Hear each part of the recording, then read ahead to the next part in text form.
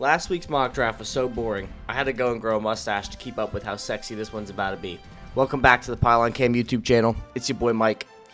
Got another mock draft cooked up for you this week, and this one's going to be really spicy, like I said. Spicy and sexy. The first thing you may notice is, hey, how come the Chicago Bears are picking at pick 1 and pick 4? Well, that's because this is one of two mock drafts I decided that are going to have trades.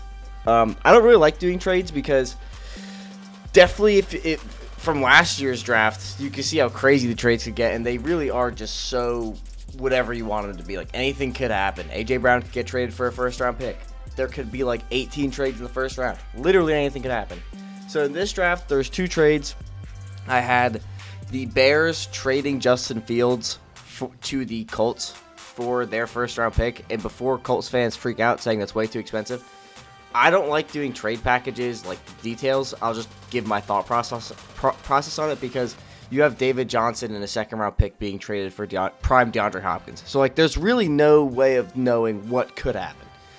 My thought, though, is if the Bears are going to keep pick 1 and get pick 4 for Fields, they're going to have to give up more plus Fields. They're not going to be able to get Fields and then just immediately swap for the 4, because Fields got drafted at 11, and he hasn't been anything elite in the NFL. He's shown flashes, but it's only been for, 2 years? So I think the Bears would actually be giving up some, but they would get another elite player and their quarterback that they want, and reset the clock on their own quarterback. The other trade I did was the Ravens trading Lamar Jackson to Atlanta.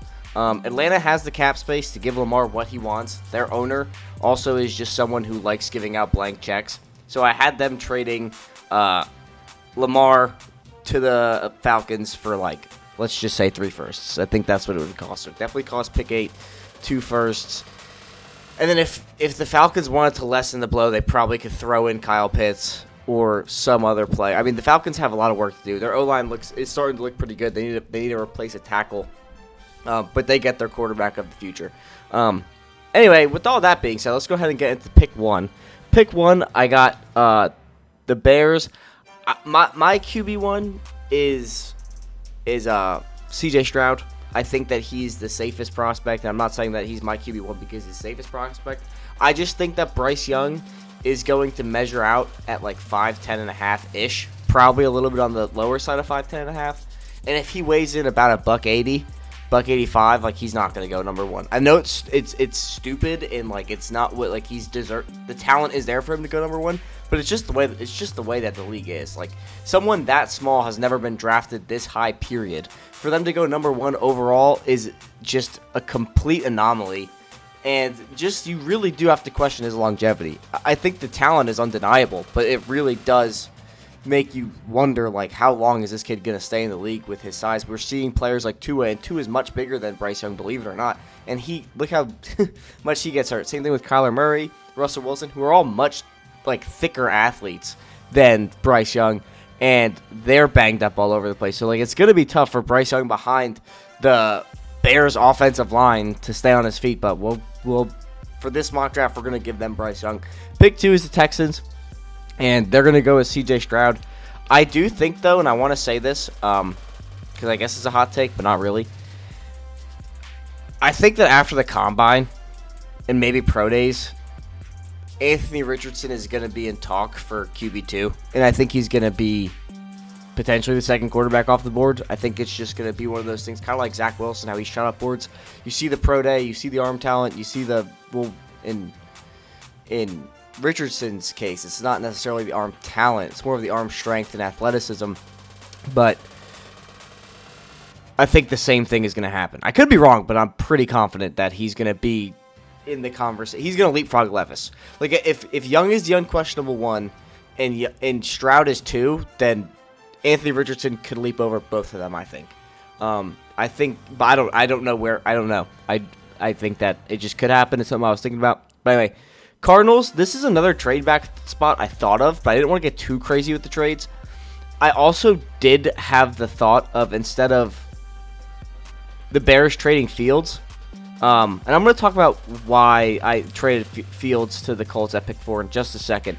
But I do think there is a scenario where Seattle trades to pick 1 for Jalen Carter. I think he is one of the missing. He's such an undeniable talent. Like, to me, last week we had Will Anderson go number 1 to the Bears, but I think the pass rush ability from the interior is such a rare trait that's gonna make Jalen Carter such a sought after prospect over Will Anderson, because it's not often that you see these D linemen come out with what Jalen Carter can do. He was better than Jordan Davis last year. If you remember, Jordan Davis came out, got drafted to the Eagles, played really well this year when he was healthy. Jalen Carter was the better of the two. So that should tell you how good Jalen Carter is. But I think a potential candidate to trade up to pick 3 is the Panthers. I think if anybody's going to trade up for a quarterback at pick 3, it's going to be the Panthers. It just depends on how aggressive they're going to be for a quarterback. But because we didn't trade this pick and it's still the Cardinals, I'm going to go with Jalen Carter because I think he's the best defensive prospect in the draft. Pick 4. The reason why I traded Fields to the to the Colts is because of the head coach they just hired in Shane Steichen from the offensive coordinator from the Eagles. People want to credit Brian Daboll for the revival of Daniel Jones.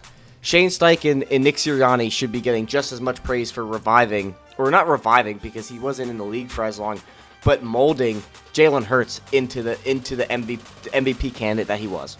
And he balled out in the Super Bowl. Justin Fields has the most similar talent, is a similar athlete/talent to Jalen Hurts, and you're not going to find that in this draft. So if Steichen wants what he's familiar with, to put it that way, I think Justin Fields is a better trade target than trading up for one of these guys at 1 when you have the question marks with all of them. I mean, there's question marks around Justin Fields, but we're seeing what he could do with the worst supporting cast in football, top 2 worst supporting cast in football. So I think that year 3, the Colts are in a way better spot. Their offensive line is much better, even though it did regress this year. It's much better than the Bears. They have Michael Pittman. They have Alec Pierce. They'll probably draft another guy this year. I think that Shane Steichen can really make something out of Fields, and I would argue that Fields' ceiling is much higher than Hurts' was perceived to be as a prospect. Like if you could put Fields in Hurts' spot from when Hurts was drafted, I think that you would be getting a similar outcome, because I think Fields was that good of a prospect, and I really do think he's that good of a player. He really just needs to stay healthy. But anyway, that's just why I traded Fields to the Colts, and I hope that makes sense. Bears fans, I know you're going to be upset with that. I personally don't think Fields gets traded. I'm in the middle on it, but I'm leaning towards he doesn't get traded. I think you just build around him and see what he could do. If he can't stay healthy, he can't stay healthy. But when people say he can't throw, it's kind of just like, what are you talking about, man? He's got no one to throw to, and the numbers aren't there because they're in a run-first system. Like, it's not Fields. Like, he's making the throws he needs to make, and he's extending plays. People bring up pocket time, like, oh, Justin Fields had the most time to throw in the league. Yeah, because he's running for his life, and then he just takes off. Anyway, but we're going to go with Will Anderson with this pick at pick 4. So you walk out, Bears fans, you lose Fields, but you walk out with the best quarterback in the draft, Will Anderson. Not a bad haul.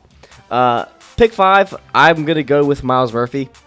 Again, I made the case last week of I can't stand Senior Bowl hype. I think it just it blows things way out of proportion, because there are 3 board shifts that happen.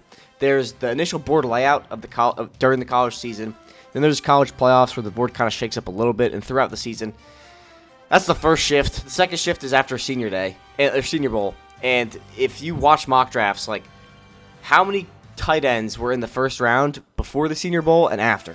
You had just Michael Mayer, and then after the Senior Bowl, you have Luke Musgrave, Michael Mayer, Dalton Kincaid, like all these dudes. And there was Darnell Washington. I don't know why he's fallen down boards, but he fell down boards. But Myles Murphy is just someone who's been plummeting down boards, and I have no clue why. But anyway, pick 6, I'm going to go with Tyree Wilson. I think that this Lions team, you could go corner here. I see corner gone a lot, but I want to make the same argument I made last week. Let's just look at the corner board. Like, there hasn't been a corner taken yet in the first 6 picks. So all of them are still here. Devin Witherspoon's going in the first round. Gonzalez is going in the first round. Joey Porter's going in the first round. Cam Smith is going in the first round. Keely Ringo's going in the first round. Emmanuel Forbes probably going in the first round. Deontay Banks probably going in the first round. So what? That's 6, 7 corners just in the first round. So, like, and the Lions have 2 first-round picks, you don't need to force one at 6. I would take the edge talent because edge talent is much harder to find later in the draft than in the top end of the draft. But with that being said, we got the Raiders at 7. Another trade candidate I thought of, but to trade back, I really think that the Raiders are going to go all in this year. Everything I've read, everything I've seen has made me believe they're going in all in this year. They were all in on Brady before Brady retired. They're probably going to go after Rodgers, probably lure him in with Devontae Adams. They don't draft well, so the pick isn't going to be wasted. But they don't have the same GM, so I'm not going to say that. They might draft well now. But because I didn't trade this pick, I thought about trading back with the Titans, get them a new quarterback because they might end up cutting Ryan Tannehill. I thought about trading back with the Jets. They might want to come up and grab one of these guys, but I think they're ready to compete now, so they're going to go after a veteran. So, pick 7, I thought of going with the most can't-miss prospect I could think of, and that is Peter Skoronski. You have holes at both guard positions and right tackle. Skoronski has the versatility to step in and play any of those positions at a high level. I think that Skoronski can start out at guard and you move him over to tackle as you continue to develop that unit. I'm not sure what the Raiders cap space looks like, so if you're a Raiders fan in the comments, please let me know because I forgot to look that up. But maybe you buy a guard, you buy a tackle, and you put Skoronski wherever you need him to go. I know you're solid at left tackle, but the rest of the line needs work. So I went with Skoronski. Pick 8, this was for Lamar Jackson to Atlanta. I'm going to go with Anthony Richardson, and my reason being is I think Anthony Richardson is the most similar prospect to Lamar. Their team is built for Lamar. They just brought in a new OC who wants to run an air raid offense, and though Anthony Richardson isn't the most talented passer right now, you have Snoop Huntley there who could start for the year, and let Anthony Richardson cook up behind him, because I think that if you do trade Lamar, which seems like it's going to happen, this is going to not be a rebuilding year, or you're not like if you're the Ravens, you're not rebuilding, but I think that you would definitely take the year to retool the roster, maybe clear some cap space, probably cut Marcus Peters, clear the cap space, like clear some money off the books, let Richardson sit for a year, learn the new offense, and then get another draft in, and then let him play, and you'll probably pick up right where you left off if Anthony Richardson can be anything like he's projected to be. Or you just pay Lamar Jackson an insane amount of guaranteed money and hope to God he wins you a Super Bowl, because that's the other option. So that's why with the Ravens, I think each day, like, if they tag him, he's not playing. So I think it's either tag and trade or work out a deal, and I don't think they're going to work out a deal. That's just my opinion. Panthers at pick 9. I think you got to take a quarterback here, and you're going to go with Will Levis. The other option is you somehow work out a deal with Sam Darnold, or you go after Derek Carr and you just I guess this pick would probably be an edge player or a D lineman. Like, I can see Kalijah Kancey going here. But we're going to go with the quarterback because I think Frank Reich never got that opportunity in Indianapolis, and that's what he wants in Carolina. He has that opportunity to get his guy and groom him. And some Panthers fans may not like Will Levis. I don't really like Will Levis. I think the Josh Allen comp is insane. I think, and I've been very vocal about this on Twitter in my first mock draft months ago, like, Will Levis, just because he's big, strong, and plays quarterback does not mean he's Josh Allen. Not every quarterback who's big, strong, plays quarterback is Josh Allen. He, to me, reminds me a lot of North Dakota State Carson Wentz. I'm not, for the Will Levis fans out there, I'm not poo-pooing on him saying he's Washington Commanders Carson Wentz. I'm saying he's North Dakota State Carson Wentz. So I'm going to go with Levis at pick 9. Pick 10, I made this pick last week, and I actually really still like it, and that's Bijan Robinson. I think he's probably, like Skoronski, probably even more so, the safest prospect in the draft. You couldn't run the ball in the Super Bowl. If Bijan is anything like 2018 Saquon, like he's advertised to be, your teams aren't going to be able to stop the run. And then you have people who could take the top off, like A.J. Brown and Devontae Smith. You also have Quez Watkins, who I've just read you're rumored to trade. No big loss there, I don't think. But Bijan could also catch out of the backfield, He's a blue chip runner. Like, he's probably the most sure running back talent since Saquon or Zeke. Like, if I think that he automatic. And like I said, like I made the argument before. Yes, you're cutting James Bradbury. Yes, you're going to get rid of Fletcher Cox. Yes, you're going to get rid of a lot of these key pieces. But there's so much cap. Like in the positions you need to replace, they are the strongest in the draft, particularly at corner. So that's why I went with Bijan there. Titans at pick 11. I'm going to go with, you just released Taylor Lewan. I'm going to go with my favorite tackle of the draft, and that is Broderick Jones. For the Raiders, I would have taken Broderick Jones if you were a little bit more sound at tackle. At guard. But I think the versatility of Skoronski on a potentially all-in year is much more valuable than if Broderick Jones needs a year to develop, which I don't think Skoronski's going to need. I'm not saying Skoronski's going to play at his ceiling year one, but I think Broderick Jones, like every tackle who's ever come into the NFL, except for the handful that are elite, like the Rashawn Slaters, he's going to need a year. So that's why they're switched, because otherwise I would take Broderick Jones at pick 7 if the Raiders were thinking about rebuilding. But because they're not, and I think they're going to go all in, I'm going to go with Skoronski there at 7, and then Broderick Jones at pick 11. Pick 12 is the Texans, and I made this pick last week, and I still believe it's the correct pick. Everybody keeps going receiver, but with D'Amico Ryans there and someone who I feel like defensive-minded coaches understand this more than offensive-minded coaches. The importance of the trenches, and that's not universally true, but I just feel like if you watch how defensive-minded coaches draft versus offensive coaches draft, I could be horribly wrong, but that's just something I thought of. I just think D'Amico Ryans has been very vocal about it as well. They're going to build from the trenches first, and I don't know if that's D-line or O-line first at pick 12. I think if you're going to go D-line, you're probably looking at a Kalijah Kancey. I really am pretty low on Lucas Van Ness and higher on Brian Bresee than most. But I think at this pick, the safest pick to make and the one that is going to make the most immediate impact is Paris Johnson.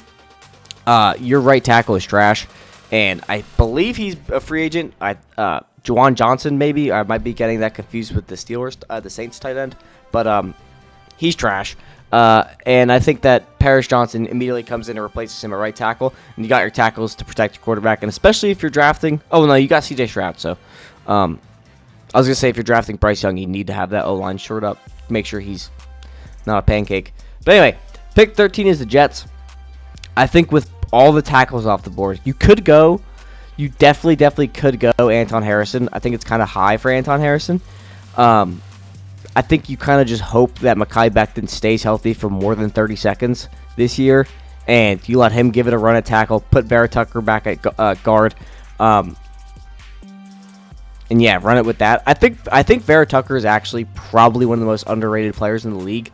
Definitely one of the most underrated offensive linemen in the league. He played left guard, right guard, left tackle this year, and played elite at every single position. So he's just one of those players where Joe Douglas. I really think Joe Douglas might be the best drafter in the league, and I think that you could definitely push back and say, Mike, he drafted Zach Wilson. I don't think Joe Douglas wanted Zach Wilson. Joe Douglas was in the same room that drafted Lamar Jackson. And you're going to tell me he wanted Zach Wilson over Justin Fields after how well he's drafted every single year? I just won't believe you.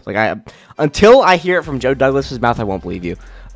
So, with all that being said, we're going to go with Brian Branch. I think Brian Branch immediately comes in, plays that center field role, plays safety, has that nickel versatility, helps make your strength stronger if you're the Jets, and then, you shore up the rest of your roster. Your roster is really strong, man. I think it's really if you had even Taylor Heineke this year, you probably make the playoffs. That's how solid. And a lot of Jets fans keep saying oh, our defense was supposed to be elite, but it folded the back half of the year. That's what happens when your defense is on the field the entire game. Yes, they're a good unit, but they're human. They're going to get tired. And if you have to play 60% of the game because your quarterback is putting up 3 points and saying he didn't let the defense down, I don't know what you honestly could expect from them. But I digress. Pick 14 is the Patriots, and I made this pick last week. I'm going with it again. Cornerback 1, Christian Gonzalez. I think he's just the most complete corner in the draft. Now, I will hear the argument for Devin Witherspoon, but I really think that Christian Gonzalez is just a better overall player at his position. Devin Witherspoon is the flashier highlight reel type player. Not trying to discredit anything from Devin Witherspoon. I just think they have relatively similar ceilings, and the safer of the two is Christian Gonzalez. That's all I'm really trying to say. Pick 15 is the Packers, and with this pick, if we're rolling with Jordan Love, which I don't know. I don't know what we're doing with the Packers, because every year it's, we're getting rid of Rodgers. We're getting rid of Rodgers. He's in a coconut shell in India, trying to figure something out. Like, every year it's something new, and then we all buy into it, and then it's like, he's just gonna come back and play for the Packers. I just think he's gonna play for the Packers again this year. And if he's playing for the Packers again this year, I think you need someone who could attack every level of the field, and that's Quentin Johnson. And I'm gonna make this pick even if Jordan Love is quarterback, because Jordan Love, which it seems like the offense, the Packers front office has never liked Aaron Rodgers. They've never been a fan of Aaron Rodgers. They've always butted heads. Didn't Aaron Rodgers just call for the firing of Gutekunst, or was that like a fake report that came out last year? They just have never catered to Rodgers' needs. How they took Jordan Love over T. Higgins is still something I'll never understand. But why they wouldn't draft one of the most talented quarterbacks of our generation, a first-round receiver, it's just like, dude, like, why are you making his life so much harder for a defense and special teams unit? Or the special teams unit under the Rodgers era has always been bad, except for the Super Bowl year, has always been bad. But Jordan Love, they seem like they're infatuated with him, so I wouldn't be shocked if they finally took a first-round pick and it's after Rodgers is gone on a receiver. But anyway, pick 16 is Washington. I really think I went back and forth on this, and I've been going corner here all offseason, or all mock draft season. I really think, after I thought about it, the correct pick is Osiris Torrance. You need someone to replace Andrew Norwell, I believe, at right tackle, or right guard, I'm sorry. And I don't know what you're doing with Samuel Cosme. I think you need to leave him at right tackle, but if you're insistent on keeping him at guard, then you could put Torrance at right or left guard instead of right guard. I just think Osiris Torrance is someone who, like, again, like, the Senior Bowl height makes no sense. You just saw how far I had to scroll to find Osiris Torrance. He's in like pick 34. Ranked 34 is Osiris Torrance, and this is someone who's been the best guard all college football season, demolished the Senior Bowl, and Pro Football Focus moved him down the board. How does that make sense? How does that, and whatever. Pick 17 is the Steelers. Now, with this pick, you could want to go offensive line. I just think if you're going to go offensive line in the first round and none of the tackles are here, you're trading down. If Osiris Torrance is here, you could take him. If he's not here and you still want to go interior O-line, you could trade back. But you already have the first pick of the second round because of the Bears. So I'm going to go corner, and we're going to go with Joey Porter. I know Devin Witherspoon's there, but I feel like this is just someone who is, like, the Steelers are really in on. It was either I was between him, or they also seem like they're really in on Darnell Wright. So those are the two I was thinking of. I just think that at the end of the day, it's too rich for Wright, and it's a little bit high on Porter. Pick 19 got the Tampa Bay Buccaneers. I just think that the Bucs are going into a full-blown rebuild, and I think they're going to sell a lot of players. I think Chris Godwin might get traded. I think Mike Evans might get traded. You're going to lose a lot of free agents. And I thought about having them trade up to pick 1. Like, trade Chris Godwin and maybe just give Chris Godwin and Mike Evans to the Bears for pick 1. But I just thought that since the Buccaneers are probably going to be bad this year, they're in a horrible division. They're going to be bad next year in a better quarterback class. So might as well just get a talented player here and then take your chances in the draft next year, because you'll probably be picking top 5, I would guess, unless Kyle Trask is the truth. So I went with someone that I'm actually getting more and more high on. He was very injured this year and missed most of the year. He only played 8 games, and that's Nolan Smith. I think Nolan Smith, if you didn't know, tore his pec and missed most of the year, but he is a very good run stopper off the edge. And I think that is sometimes more valuable than a pass rusher, because I feel like you could develop pass rush moves, but you have much more versatility on first and second downs as a run defender than being just a true pass rusher, being that you're probably only going to see the field on third down if you can't stop the run. So that's why I went with Nolan Smith. If you don't like that pick, I understand. But I think it's a good pick, and I think in a team that's about to need literally everything, not a bad place to start. Seattle at pick 20. I'm going to go with Kalijah Kancey. I think Kalijah Kancey is that missing piece on the D-line that they need, along with edge. So now they're going to have two premier edge rushers.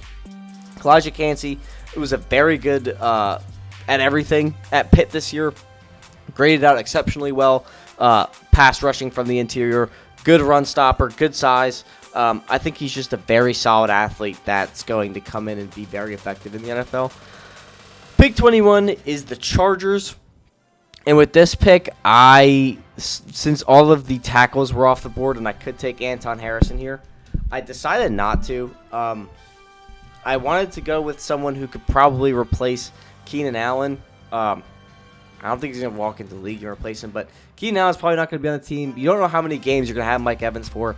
You'll probably bring in a few free agents. Like, in my mind, Darius Slayton is for sure a Charger. I'm going to do a free agent landing spot video, I think, in the near future. But for right now, I'm just going to talk about it vicariously through these mock draft videos.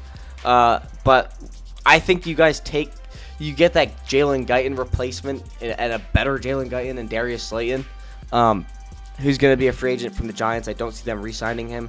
So we're going to go with Jordan Addison here. I think Jordan Addison is a receiver that can attack every level of the field, is exceptionally talented, exceptional releases, very smooth. The only question I really have is size, but so many receivers have come into the league, and it just seems like it's so much of a less factor with being protected over the middle of the field, just kind of like anti-violence rules in the game of football.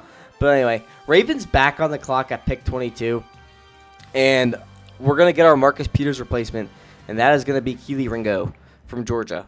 Pick 23 is the Minnesota Vikings, and people disagree with me, but I don't see how you could disagree with this. I think that best defensive player available is the approach for the Vikings.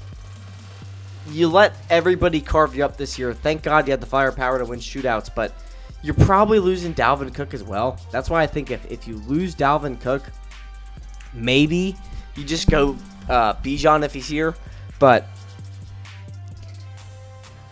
I think you just got to take the best defensive player available. And for me, you could go Brian Brazee, but I think the secondary is just so bad that it just desperately needs to be addressed. So we're going to go with Cam Smith, someone I'm very high on.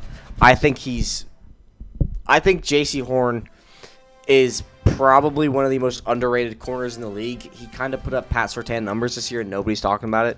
Not as elite, but he played very, very well. And now he's got Pat Surtain's defensive coordinator on his... Like, J.C. Horn is going to be a force next season. I promise you that. And people are going to talk about it. But I'm talking about it now because nobody else is talking about it. J.C. Horn, one of the most slept-on players in the league. I think Cam Smith is just another version of J.C. Horn. Probably not as good. I mean, J.C. Horn is like... You want to talk... When you hear people analysts say, oh, this corner is really grabby. J.C. Horn was maybe the most uber grabby corner ever. That dude's tape is just him grabbing people. But he's doing very well in the NFL, so don't let that be a deterrent, I guess. Pick 24, Jaguars. I thought about this pick a lot, and I really wanted to go with Michael Mayer. I think just keep the books clean, because you're going to need to pay Trevor probably after this year, as in 2023, so in 2024 you're going to have to pay Trevor probably.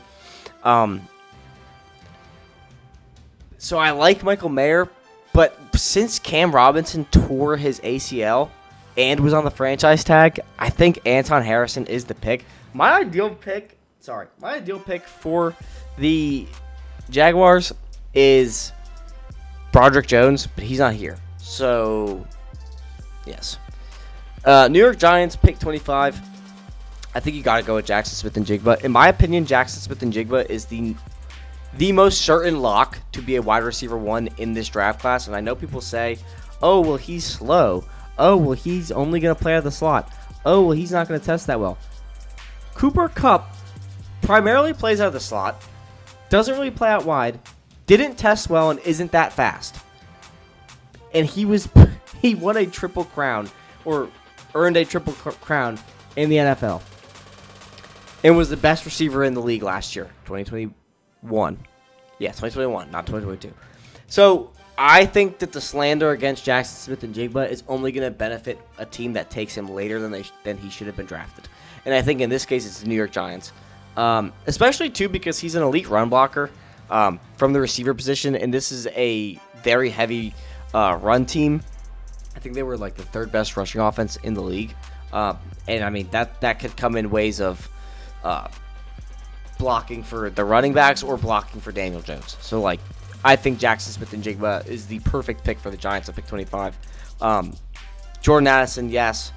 Quentin Johnson, yes. I also like Osiris Torrance here. I don't like Zay Flowers. I think that you're already too small at receiver with Wan'Dale Robinson, and all of your height is leaving. You have Colin Johnson, I think, coming back from an Achilles tear. I don't know what his contract looks like. I know you just extended Isaiah Hodgins.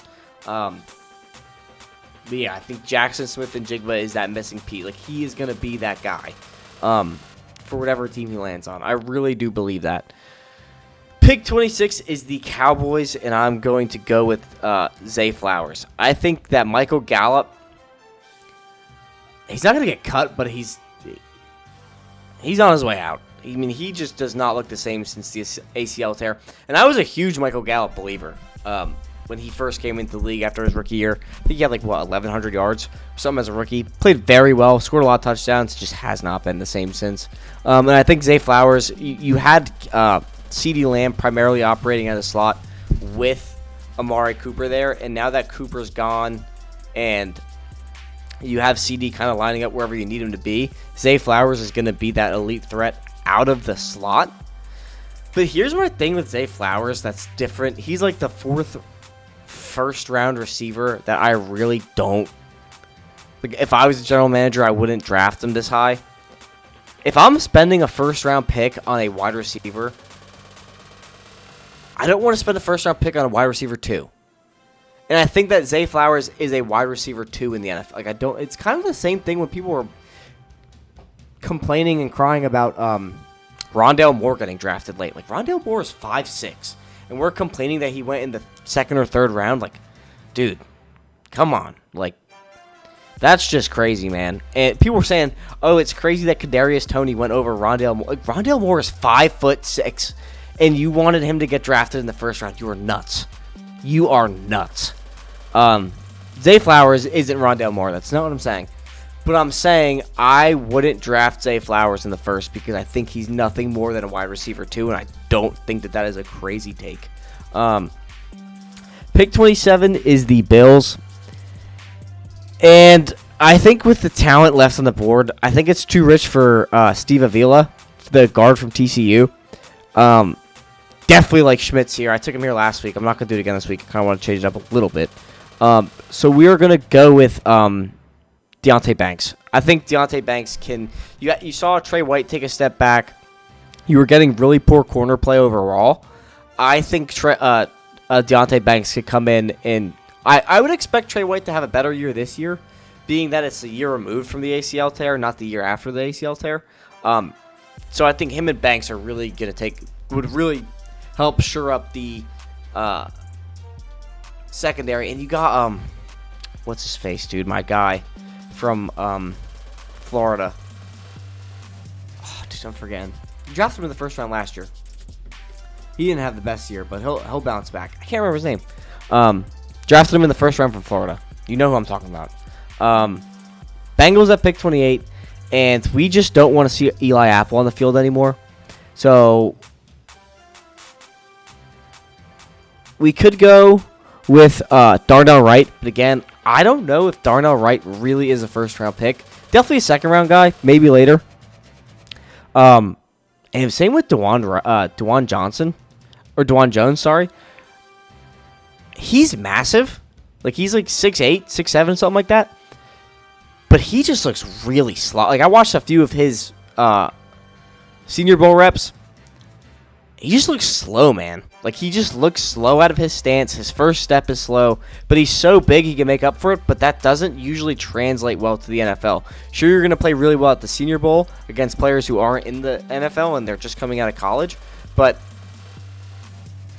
I would just circle him for bust candidate, potentially. Like, I'm not sold on DeJuan Jones. I'm not saying he's going to be a bust, but I would be hesitant to take him this high. So anyway, we're going to go with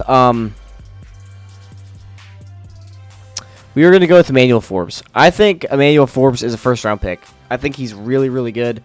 Played really well at Mississippi State this year. He has a cornerback 1 ceiling. God, I can't get this microphone to hang out where I wanted to hang out. Saints at pick 29. We're going to go with Lucas Van Ness. I think that... Actually, we're not going to go with Lucas Van Ness. My concern with Lucas Van Ness is, like, can he become more than a bull rusher? Because right now, he is just a bull rusher. If he can't win with power, he's not winning the rep. So, like, watch any of his tape at Iowa. There's no finesse. It is just power, power, power, power, power. He is a speed-to-power guy. And if that doesn't work, there's no plan B. Someone I'm much higher on, and I think that they should be talked about more, is B.J. Ojulari. I think B.J. Ojulari has the leadership traits. He is a leader at LSU. He is a good speed-to-power, speed-to-finesse type player. You want to see him to put on a little bit more size, but I think that B.J. Ojulari might be the steal of the second round if he falls there. I think he should be a first-round pick. Pick 30 is the Eagles, and we're going to go Brian Brazee. Brian Brazee's been falling down boards, and I still think he's a top 10 player, but I understand the concern, and I quite haven't been able to figure out where I want to put him. So I've just been taking him where I saw fit, and this year, or this today, I thought that it made sense. So anyways, pick 31 is the Chiefs, and I think that you might need to go tackle here. But Lucas Van Ness makes all the sense in the world, and you might have to cut your right end, Frank Clark. Frank Clark? Is that right? Hold up. I think I'm getting that name wrong. You know who I'm talking about. Yeah, Frank Clark. He might be a cap casualty. So, in that case, I would take Lucas Van Ness, but you kind of get two power rushers in Karlaftis and Van Ness, and I'm much higher on Karlaftis than I am Van Ness. But anyway, guys, that's going to do it for this mock draft video. This is the first one with trades. We're going to do one more with trades. That's going to be after the initial wave of free agency right before the draft. Just for fun. I think that the draft is almost impossible to predict, especially after last year. Gave me a lot of zero confidence in how to predict what is going to happen in the draft. But anyway, guys, that's going to do it for this video. Thanks for checking in on the Pylon Cam YouTube channel, and I'll catch you in the next one.